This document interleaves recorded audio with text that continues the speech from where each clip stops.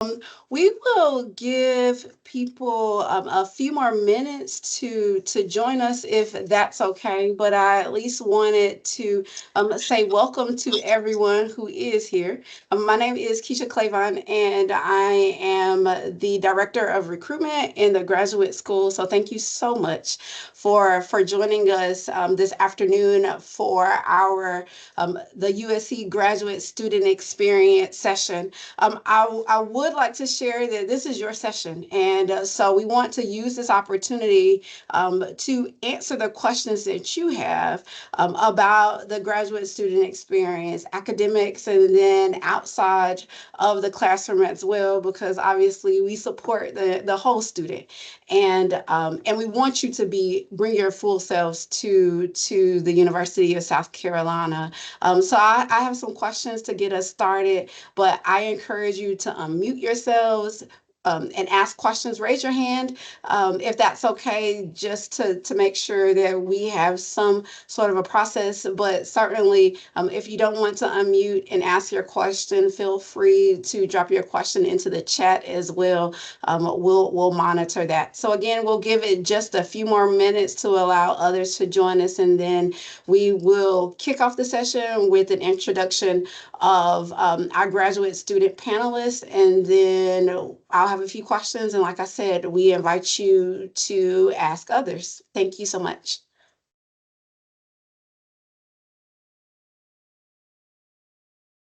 Yeah, I can go first. Hello, everyone. My name is Asa Murphy Caldwell. I am a first year counselor education student. Concentration is clinical mental health counseling. What else about me? Also, I'm a GA for the graduate students here at graduate school, I should say. And I also have another GA position working with Carolina Life. That is the intellectual disabled students that we have on campus. I worked with them as well. And I'm just so excited to be here with you guys today and get started. Hello, everyone. My name is Curtis Parnell. I'm a second year master's student in the higher education student affairs track. Um, I'm excited to be here. I'm graduating in May, so excited to share my experience with you guys. And I'm also the GA for the TRIO programs here on campus. All right, I guess I'll go. I thought we were waiting, but so I'm a fourth year or almost out of here, just defending my dissertation in a few months. I'm Lily. I'm an international student. If any of you are international student, I'm happy to answer on those specific questions as well. I'm in HRSM, so Tourism and Hospitality program, a presidential fellow, which is another opportunity for funding once you come in, once you apply, once you're accepted for the program. And yeah, happy to be here and happy to share anything that I have for you. Is our first question, and it's a simple one that you all won't have to think too hard about, hopefully. But tell us a little bit about your decision to come to USC. I can go first. My decision to come to USC, one, I had my master's at the University of Delaware, and when I started asking around which school has the best program in my field, USC is one of the in first 10. So that was why I applied. But why I made a decision to come here was how fast the faculty worked on how the graduate school worked on giving me an offer, offering the presidential fellowship. So I had interview on Thursday. By Monday, I had answer, and they wanted my answer in a week. So it was a very fast turnaround. And once I said I need a little more time to think about, I got like bombarded by the emails of everyone and anyone that could. So that made me feel that I'm wanted here, and that has been true since I've been here. So that is why I came. I made a decision to actually be here for 4 years.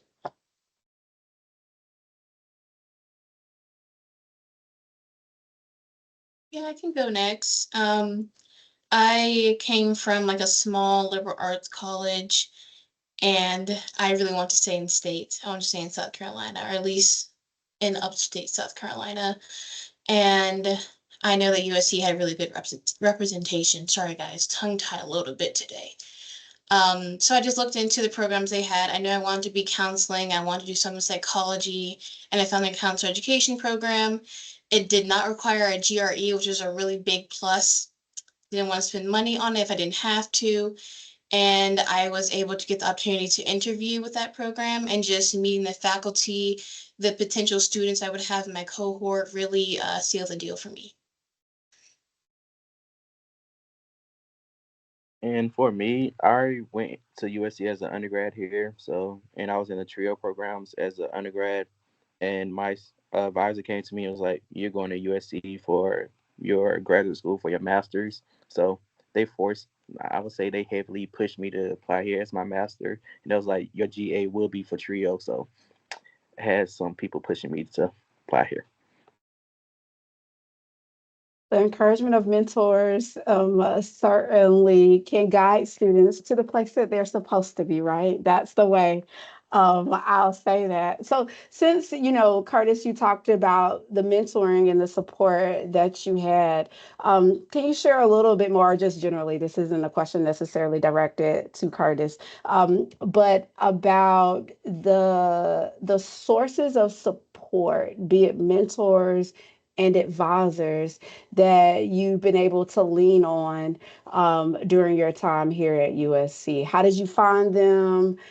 Did you inquire about, having them as a mentor? Like, who are those people that have been integral into your success as a grad student? Um, I would say my um advisor director at the accounts, who's the director of trio programs, she heavily pushed me to apply for HESA. So that was the first person. And my supervisor, Miss Paulia Williams, and other supervisor, Dr. Pinckney Epps, they encouraged me to do HESA. But while in grad school, I had the pleasure of meeting who one of my professors, Dr. Jamil Johnson, and he's my current mentor now. So he's pushing me to apply to PhD school, helping me with the application process, helping me apply to jobs and all that. So we just sat down one day. He took me out to lunch. He was like, "What do you want to do and with your life after you graduate?" And I told him my plans. So he was like, "Okay, well, I can help you guide. I can help you." So every step of the way, he's been guiding me with what I should do, what I shouldn't do.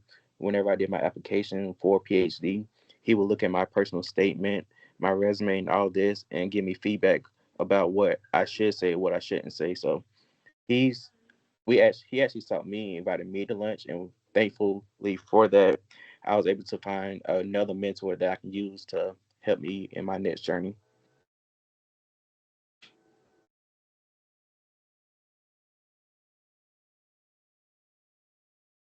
I have as I'll talk more generally about mentorship that is possible to get here at the USC. One thing is, if you're starting a journey, if you're just starting a journey in the graduate school, it is a hard journey. It is enjoyable. It is um, like amazing journey once you're through it and look back.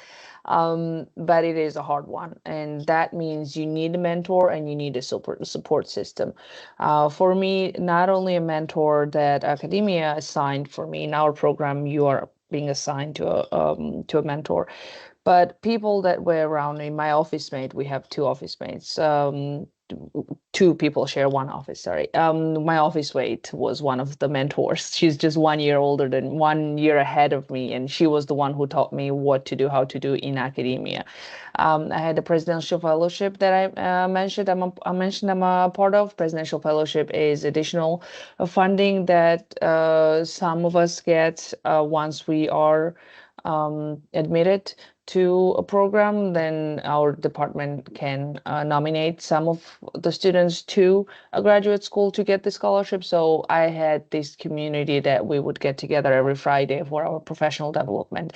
And I knew these people were going through the same things that I was. So what I'm trying to say is, yes, there are mentors. There will be mentors that will be assigned to you, but don't forget the value of a peer mentors. And your peers that can help you, that will understand exactly what you're going through, because they are the ones that know, have been there, and sometimes can offer better help than your direct advisor who is responsible for your success.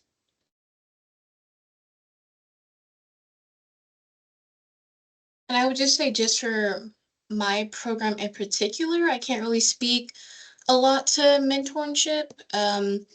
I know the faculty in our program, they're very open to giving us answers that we need, checking in on us. And because of my cohort, we have a lot of peer mentorship, just checking in on each other. We have group me, group chat. How you doing? How's practicum placement? We try to have each other's back and try to find the answers with each other. If we can't find the answers, then we go to faculty. So there are lots of resources and ways to get the support that you need to help you be successful, and having that balance between faculty and peers. I hear as a definite theme in that part. As a reminder to all of our admitted students joining us, if you have questions, feel free to raise your hand, unmute yourselves to ask, or drop your question in the chat. But I'll continue until you all have a few questions as well.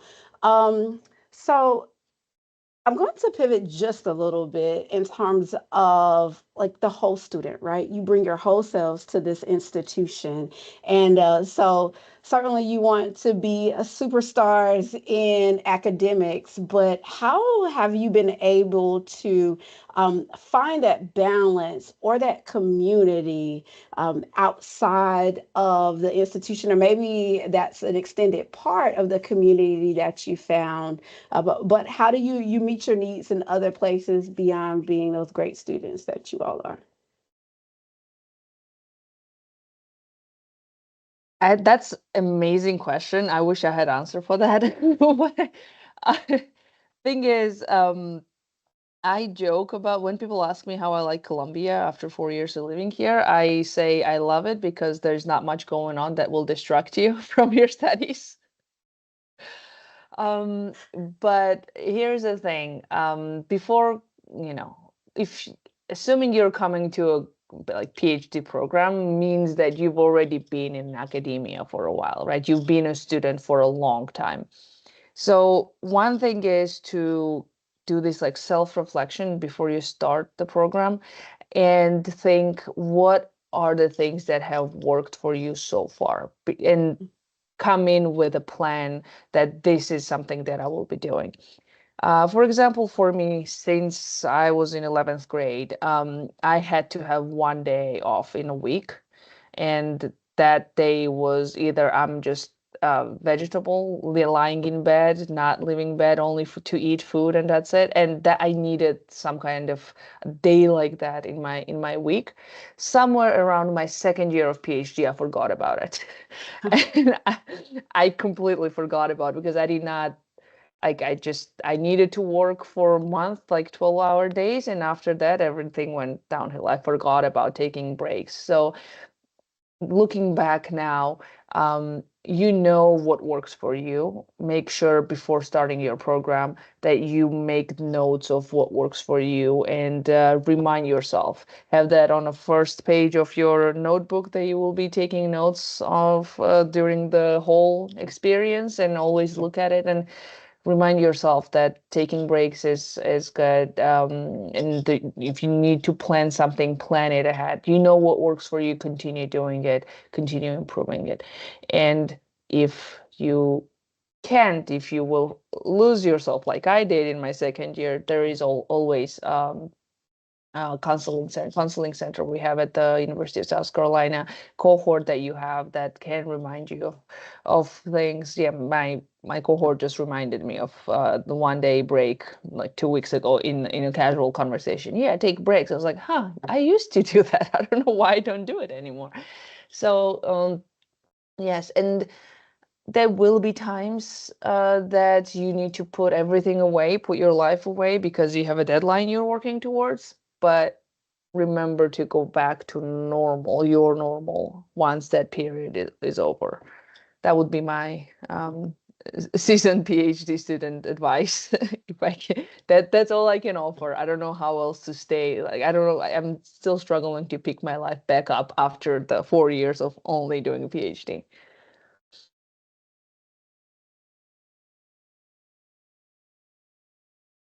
Yeah, I definitely agree with everything that was just said. I know I'm just a master's student, but yes, everything. I think even in my master's program, I can lose myself as well. I'm just like, it's 8 p.m. and I'm doing an essay, and now I know it's midnight, and I'm like, oh, I have to go to bed for class tomorrow morning. And I kind of forget that. So I've been trying to prioritize self-care, putting myself first. So just finding something every single day that's just me, whether that's like watching TV, reading a book, doing an extra long night care routine, like face mask, nails, something that just kind of refreshes you every night to prepare for the next day. And it's the same for me. I legit just had a talk with my professor yesterday about prioritizing my time and setting aside days to take care of myself because I still struggle with this even in my last year. Um, I tend to keep myself busy just so because I like to have busy work, so I tend to try to do everything in one day because I don't like to be sitting around not doing nothing because that's boring to me. So I try to make time. So he told me to set aside time and just like do everything, pick a day and just do this. Then so I'm trying to start that even though I only got 1 semester, I mean 1 month left. I'm gonna try that for now. And I know on Saturdays and Sundays are like my mental health days. So I de-stress from that by going to Soda City. So find stuff around Columbia that you want to do. So Soda City is a nice option to do, or just go to the Riverwalk and just sit down, relax, and enjoy the waves. So, for those of you who have not had an opportunity to visit Columbia, I always describe it as a small suburban city. And so, certainly, you're able to get your work done. But, there can and should be some intentionality about finding spaces around the city where you can decompress and relax and step away from academics just a bit. So, you can find them, but maybe a bit more intentionality around it. I know you liked the question, Lolly, that came up in the chat, and so you're welcome to share your response with the group. Yes, perfect. So how is it different? So question is how USC is different from UD? University of Delaware is smaller school. Let's start with that. For me, that was the first experience in the US as a master's student. And one thing that, and if any of you also had similar experience in other universities, one thing that UD has, it has a like right in the center of the campus, like we have a horseshoe. UD has green, similar concept that right at the top of it there is a main street, and Main Street is a place where every next thing is a bar. And if you ever want to hang out with someone, if you want to be social, if you want to be like if you want to see the familiar faces, everyone will be there. You don't even need to make a like have a call with anyone or text someone that like, hey, let's go out. They will be there if they're coming out, right? So that was something that was very comfortable for me. There was also very good transportation system at UD, so I could just come out from my apartment and get on a bus and get to the UD as Main Street. None of that is true here at USC campus. USC is a way bigger, it has a way bigger campus. Main Street is not necessarily Main Street would be more our like 5 points, but then at the same time it will be full of undergrads. And for me as someone who teaches classes, it's I try to avoid places where my students would be going. As much. So you will have to find, if you're anything like me and you need that social aspect, you'll have to find other places where you can go. Other thing I mentioned, transportation. I did not have a car in Delaware because I didn't need to. The transportation worked perfectly here for most of parts. in my experience, it's a problem. So you kind of need to have a car, especially if you decide to live a little bit further away from campus. Game days is a huge thing unless you enjoy and you're planning to be there on a game day.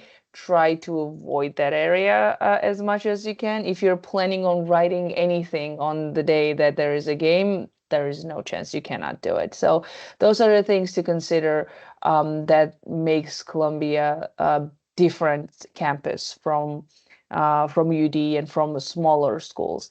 And one more thing from my international student perspective, a lot of emphasis at UD. UD had almost 50% were international students. So a lot of things were working very well for me. So international student office was doing a lot to make it easier for me. Here, as much emphasis is put on first generation students. So that is a bigger importance, I would say. So there are a lot on like a lot of things prepared for first generation students. If you are one, you will get a lot of resources in that sense. If you're international, you might need to find other internationals to get to learn about their experience. So those will be the main differences between those two campuses that I would put. But feel free to reach out to me if you have any more questions. I'm happy to help. I will share my email at the end.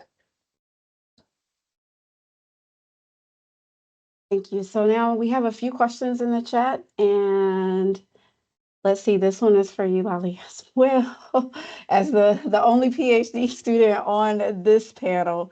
But please share the challenges and possibilities during the PhD journey at USC. All right, great. Challenges. So I would say challenges will be very specific to your program, to you as a person. The thing is, you always have to remember there is like 99% chance that someone else had that challenge already. If you're in that 1%, I'm sorry, you're very unlucky. It will take whole university to respond to you if you're in that 1%. But most likely, whatever challenge you're having, someone else already had it. And my way of doing it, dealing with those challenges, is to talk to someone who would most likely have that challenge, or just like brainstorm with them. Meaning, if I have a problem with that is because I'm an international student, I find another international student. If I have challenge because I'm a first year in my program, I talk to a second year in my program and ask them how did they deal with this challenge, right? So um depending on your stipend, on your things are improving. During these 4 years, a lot of things have improved on our financial state, on our even like transportation wise, things are getting better and better. Our graduate GSA, Graduate Student Association, is doing a lot. Graduate school is doing a lot as well. There will be challenges that will be like on a mental health. We have resources for it. If you're teaching and this will be the first time you will be teaching, we have a center of teaching excellence that is there. If you have challenges on a financial side, we have free resources on like for food, for supplies, for that graduate school offers. So we have lots of resources to deal with any challenge that you will come up with. And then there is always there's always a graduate school, there's always your own department, and there's always this small community that you will create around you, and you should create around you. I think that is a specific I can go on challenges, that there are ways to deal with them. We have resources for it, and ask questions. Don't be afraid to ask questions. People are happy to help you.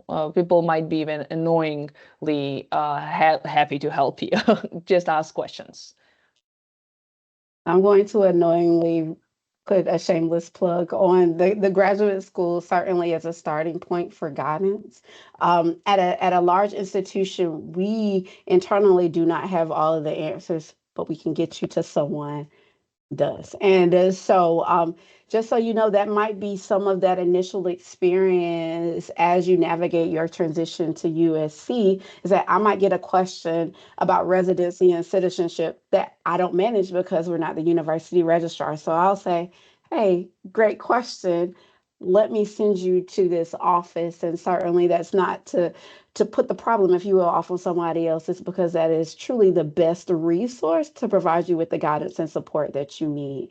And so you will find that at an institution of this size is that the resources and support are there.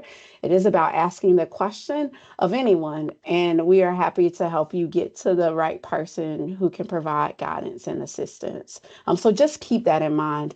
I've been looking at the chat, and so for some of the questions, I've been dropping in resources, and I'll just go back through to bring your attention to some. We were talking about self-care, well-being. So just take note of the student health and well-being link there, and you'll find different things from mental health services to campus recreation. So that's a phenomenal starting point for you as you start to explore everything that's available at USC.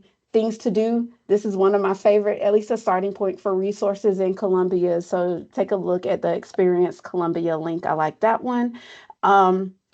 We had a question about housing. So there is a link about off-campus housing and neighborhood relations. We have an office who coordinates at least some of the resources that are available to students. I'll take a breath and let you all talk about that, your experience finding housing, as well, maybe some tips or considerations as students are navigating finding housing, since we do not have on-campus graduate housing here at USC. I also included a link about estimated cost to attend. So hopefully that is helpful to you as well.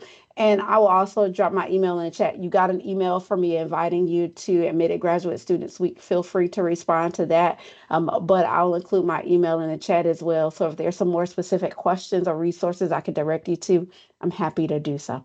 So that's my shameless plug about everything that we want to do to welcome you to Carolina. So we'll take it back to the question about finding housing. What was that experience like for you all? And then we'll probably follow up with, there was a food question that we'll get to as well. My housing experience, I came here with my partner, and we wanted to stay away from the campus because of parties, and we wanted to stay away from Five Points. So I would suggest to make decision what your life should look like, right? If you want to be in the middle of where all the parties happen because you think you'll have time for that in your graduate school, kudos. I don't know how you would do that, but we tried to stay away from it, which means our rent is a little higher than it would normally be. But I think it's somewhere, it should be like when we were searching for, it was between 900 and like 1500, anywhere from 9 to 15. What we were seeing, maybe others have a different experience with it, but if you're there are places that are graduate students only, right across the river. There are some apartment complexes where if you're going there as a student, you will definitely be a graduate student. But who you're competing here are Army and the nurse and the medical stuff. That's the biggest population here that will be living in apartment complexes if you're going off campus. So that, keeping that in mind, yes, rent prices will be higher than it was in Delaware, for example. Like, cannot really compare to Oklahoma, but probably it's higher than Oklahoma as well. Comet is a bus company. Check if they're coming to where you're renting it. If you're living off campus and if you don't have a car, our plan, my partner's plan was to have a scooter, because it's easier to park, but then do not get a scooter if you have classes at night. You'll probably get an accident. People drive like crazy here in Colombia. And yes, so Comet bus will have a like map where they go and where they don't go, and that will be your like a transportation help that I can think of without a car.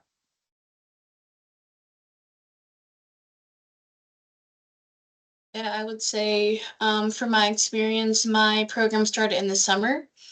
So a lot of the apartment complexes that cater to just students around here, off-campus students, they kind of start in like fall, spring. So what I did is I went on to Facebook Marketplace and I just looked for a sublet. So I found someone that, sorry, if you don't know what a sublet means, it just means you're taking over someone's lease, the rest of the remainder of their lease, so they can move out and you can move in. And that's what I did. I managed to get somewhere that was like 10 minutes from campus and also had a shuttle to and from the school and different universities in Columbia. So if you are an international student or just a student in general that doesn't have a car, I definitely recommend finding an apartment complex that has a shuttle, and the shuttle is free, comes in with your rent and whatnot. Um, my pricing for rent, just for rent, is about $650, and I live in a 3-bedroom with a roommate. And the roommate, they have their own lease, and if another roommate moves in, they have their own lease. But it's pretty nice. They pay for trash, internet, recycling, and then I pay for electricity and water. So my utilities, they kind of range from like 50 to 100 sometimes, and that price is kind of split between me, my roommate, and whoever lives in the apartment with me at the time. Food. I don't mind answering the food question as well, as I saw food. I want to say I spent maybe like 100 to like maybe 250 a month on groceries. And I do also have a husband. He doesn't live with me currently, but I do try to like meal prep sometimes. Meal prepping is not for the weak. It's you got to really be on your A game with meal prepping, but that does help on my busy days. So I would suggest that if you're into that. Um, yeah, I think that's kind of it on my side.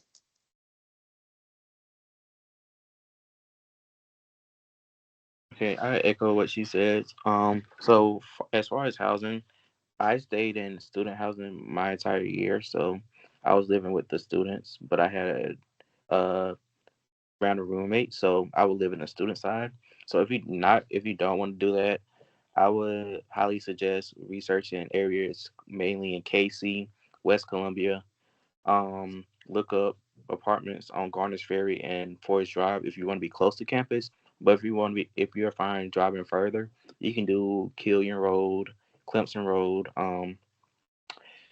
Decker Boulevard, and Two Notch. They have apartments on that side of town that are like within 15 to 20 minutes from the campus. And as far as the public transportation, me personally, I wouldn't rely on that because sometimes it can be unreliable. So I would drive to campus and purchase a parking pass. But if you are doing a parking pass, I highly recommend buying that early just so you can have a spot because you are competing with undergrads as well. And it's like close to 35,000 of them. So you're competing with them. And some of them do buy up the parking garages that and you have to park at meters. And the meters are like they went up on the pricing for meters for the city of Columbia. But if you're parking at the ones that the school owns, it's like I want to say 15 cents per 30 minutes, Per I think. hour. Per hour. Pay 50 cents per hour and then tax. I use it every day. So yeah, those some viable options. And as far as the food question, I'm not the good person to ask. I eat out every day. I don't cook. I don't have time. Then if we're touching on a food, I'm a very lucky person. My husband cooks. If he doesn't cook, I don't eat because I forget. But one thing you need to remember, PhD is a little different from anything else, right? So you'll have time if you'll make time. It's up to you. Like no one tells you you're given 4 years and 60 credits to cover, right? It's up to you. If you think that you're overwhelmed, take one less class. Um, it so probably eating out, depending on your like health choices, right? So it can be very expensive to eat out, but there are great pizza places that you can survive on. For me, it was not an option to just eat out all the time because for of my food preference reasons. But yeah, remember, if you need time, you can make a time. Food prep probably good idea. We have lots of different options very close to. So if any of you are going to medical school or are gonna search for places around medical school, there's a Target, Food Lion, go what is it, the Publix, like everything is around you and you can find as cheap in the grocery store as you want. And then there are also the food markets as well in Colombia where you can buy it from farmers directly. So um, yeah, I would recommend doing it at home on your own. Oh, definitely. But it's possible to survive eating out as well. I personally, I eat at home every day. Thank you so much for that. My apologies for stepping away. I had a technology issue, it kicked me out of the meeting. So happy to be able to rejoin. There's a question about the crumb rate and what does it look like. I am about to include information about the Rave Guardian app from law enforcement and safety. And so if you have any specific questions, there's a map that has details about incidences around campus. And so that'll give you some more specific information. Even as USC staff who happens to, occasionally work in the evenings and such, I've always felt safe on campus. I'll certainly allow students to provide a little bit of guidance about some of the safety measures, access to law enforcement and safety should you need them. So hopefully that information is helpful as well. But like I said, I'll include information from law enforcement and safety in the chat so you can review it.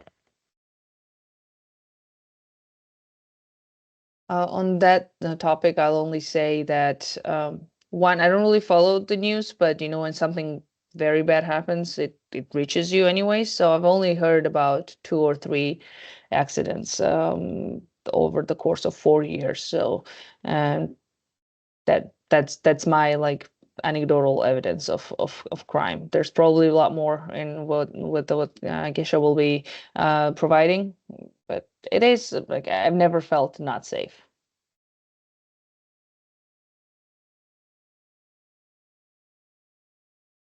Sorry, I didn't unmute. From the link, there are a few different things to take note of. I mentioned the Rave Guardian app, but then also Carolina Alert. And so that's our campus alert system. So if we need to take shelter for a tornado, which doesn't happen often, or if classes are canceled because there's less than an inch of snow, which will happen.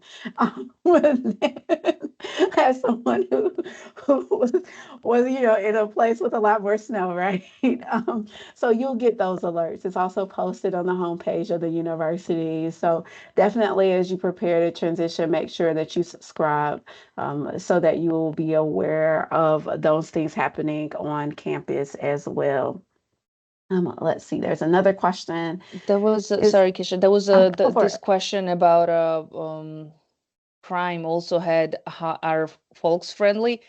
Extremely friendly. People in South Carolina are extremely friendly. It's if you've never lived in South, you're gonna learn what Southern hospitality is. Everyone is very friendly. And question about town, like driving and walking around a town in late hours. I never walked. It doesn't feel like a place to walk, but driving, sure. You need to understand this is a student town. So if it's not a Friday and Saturday night, um, the city is deserted in a in a late night. And on also on Mondays, Tuesdays, a lot of places are closed. because students are not coming out on those days. And if it's spring break or Christmas breaks, any break, though, you will see no one in a town. So it sometimes it feels like a apocalyptic place you're driving if it's like after 10 p.m. in the evening. I echo that, particularly during breaks. I can get to campus and then I'm reminded of there's a break because parking is clear, campus is quiet. Yes. So I think there was a follow-up. Is it much friendlier than Delaware? Yeah, we're as you know, I'm from the South. I'm from South Carolina originally. And so yes, Southern Hospitality, we want to help. As I echoed earlier, in terms of being willingly available to support students, you'll see that in different areas as well. But I would consider us to be a student-friendly, student-focused campus. We're here because you are here, and so just remember that that we want to see you succeed, and ultimately walk across the stage at graduation. So that's our goal, and we want to do what we can to get you to that place.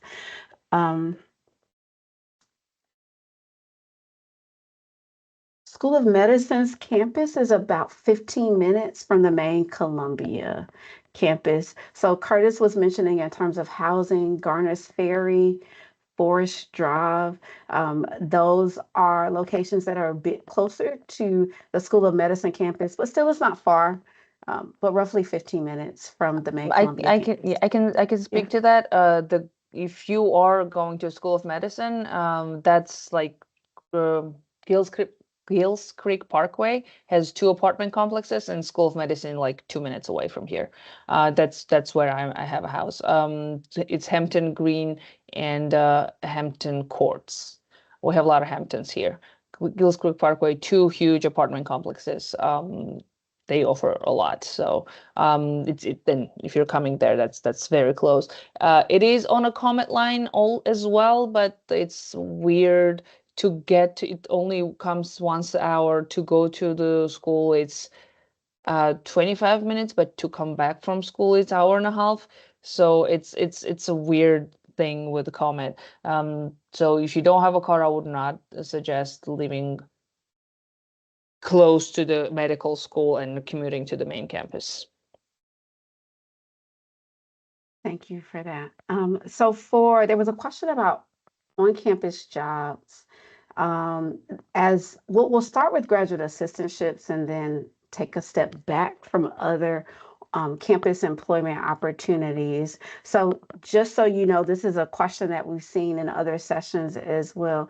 In terms of graduate assistantships that are available to students, the majority of those assistantships are coming from your department or program.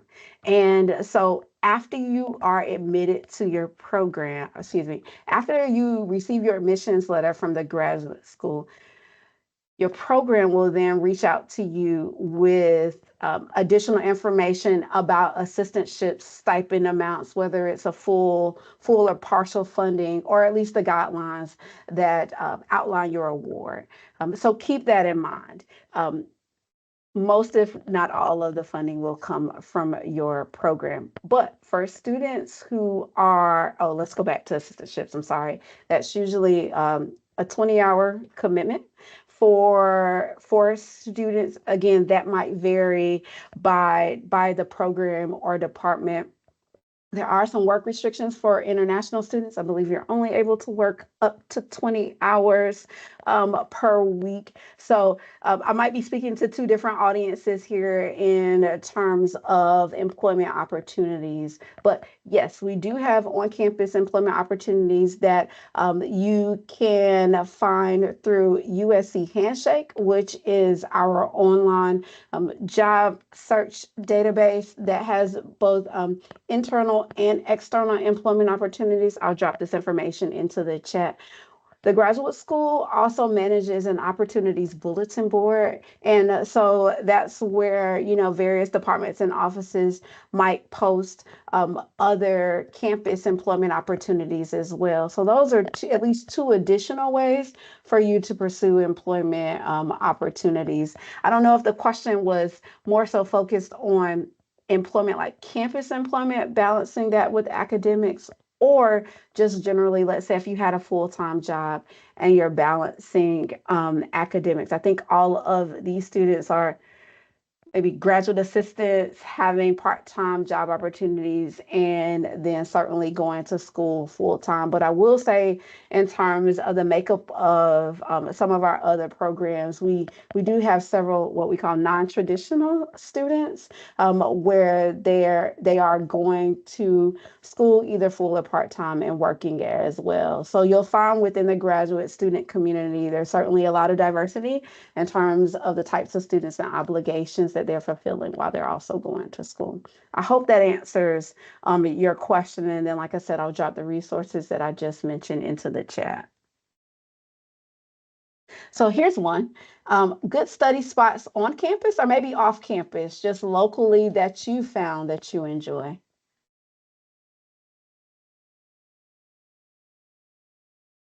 I am an introvert, so I like my room or my apartment to study in. But I have visited our library. It's massive compared to my undergraduate library, like that thing big. I think it's like what, 3 or 4 floors. That can be a really nice place. You can find a nice quiet place. It's what, 4 floors? No, I think 7. it's seven. There we You're go. I It's was like, seven. Oh my you're God, it's ent 7, y'all. I'm sorry. you're entering on seventh floor. Oh no, on the fifth floor. There's two more on Ah. top and then four more on the bottom Listen, after guys, that. it's so big. It's so big because my undergrad, it was only 3 floors. All I knew was 3, and I came to USC and it's 7. I was like, wow. But they have like designated like quiet floors, which I really like. You can find a nice little cozy spot in there. I personally haven't tried to study in there because it's really big to me and overwhelming. But if that's your cup of tea, it's nice.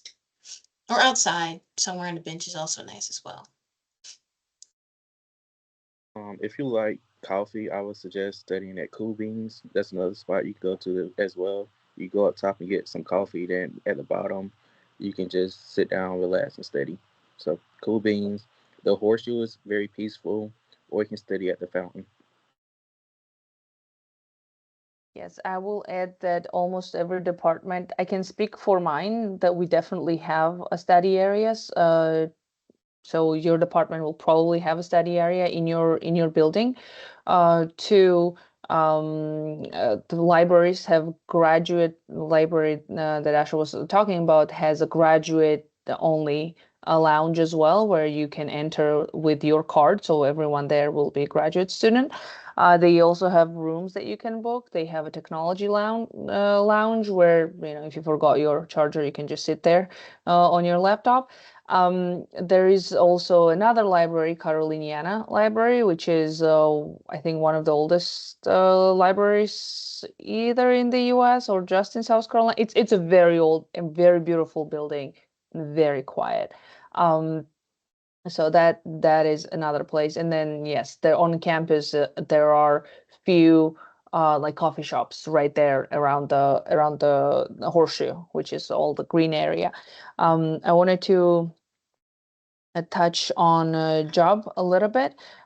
International students during a school year, you cannot work. Some departments started giving out summer stipend as well. So if you do get a summer stipend, you are required to do some work, so you may not have time to work. But if you're not an international student, yes, there are a lot of people who also have day jobs. And then it will depend on your program if you will have time or not. I know that political science, for example, all the graduate classes are in the evening because they assume their students work during the day, which is mostly true. But then there are neuroscience, they're in a lab all day, so if you're in that program you will not have time to work with your program, so it will be very specific with your program and how much you can do. Yeah.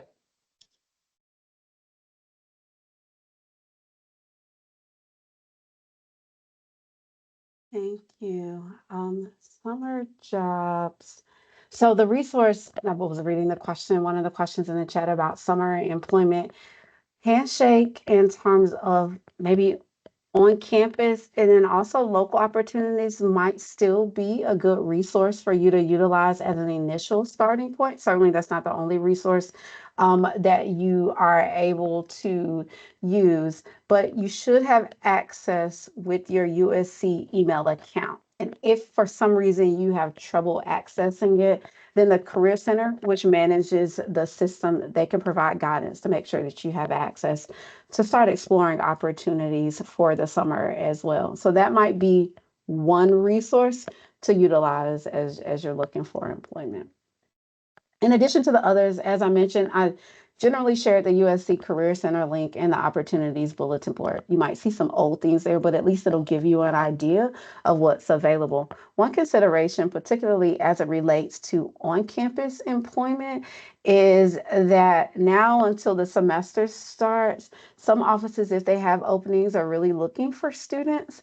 And so because we want to have the students ideally in place by the time the semester begins, so it's not too early to start to explore those opportunities before you actually come to campus. Let's say if you start in the fall, because several of those opportunities might be filled by the time you get here. So just being a bit more proactive, I would certainly encourage you to do so to the extent possible.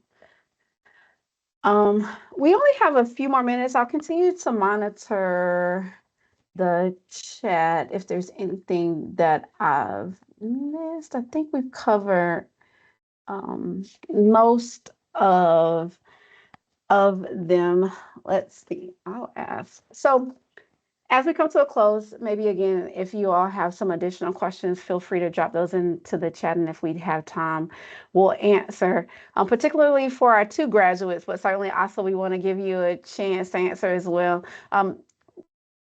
What is some of the advice that you can share and or things that had you known a little bit earlier in your graduate student journey you would have taken advantage of or done something a little bit different? I just would love to have your general thoughts about your experience and tips and advice to give to others.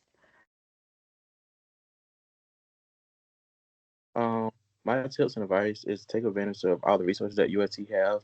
I did not know that they have the USC has the emergency loan process program.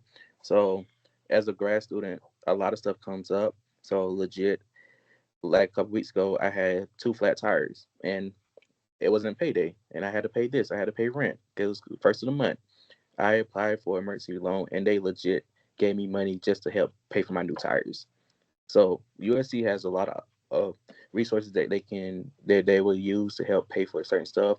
So the emergency loan program was the best thing that ever could happen because hey, rent between paying rent, then paying your light bills and all those other bills that you have to pay, life is going to happen. So I'm glad USC has stuff like that, and also the Gamecock Community Shop.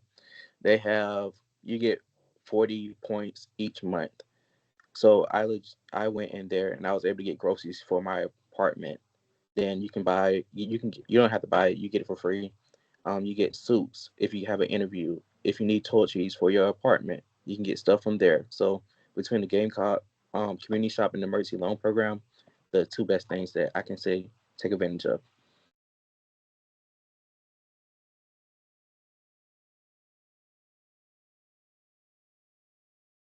I will say someone that hopped right into my master's degree straight from my undergrad, like a week.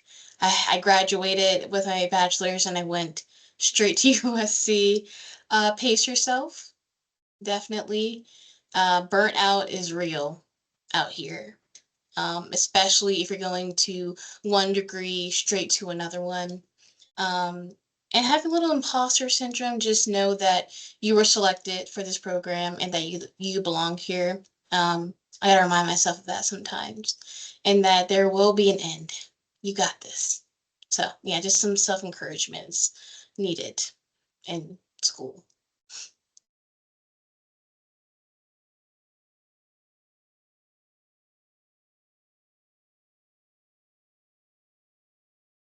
put all of the resources that Curtis mentioned into the chat.